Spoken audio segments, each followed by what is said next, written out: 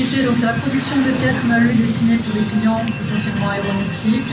Et notre savoir-faire, c'est du travail manuel et c'est la parité homme-femme malgré qu'on travaille dans une industrie maritime. Le groupe Le Bélier avait été créé en 61. La première filiale, c'est la nôtre en France. Et ensuite, il y a eu le déploiement et la création de plusieurs filiales. Aujourd'hui en Chine, au Mexique, en Serbie, en Hongrie.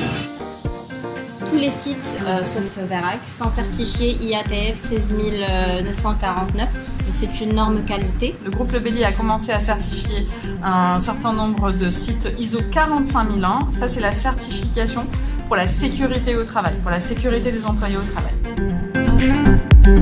On participe à l'allègement des véhicules parce qu'on produit des pièces en aluminium, donc qui sont plus légères que d'autres types de pièces.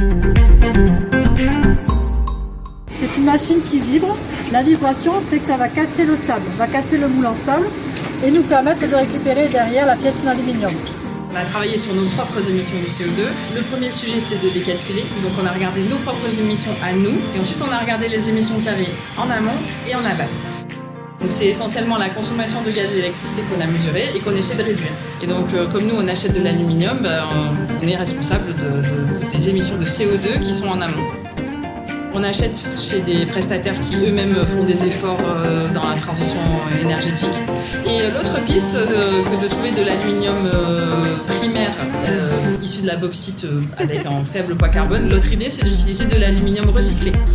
Et du coup cet aluminium recyclé il a un poids carbone inférieur puisque du coup il n'est pas issu de la bauxite mais il est issu de recyclage de l'aluminium.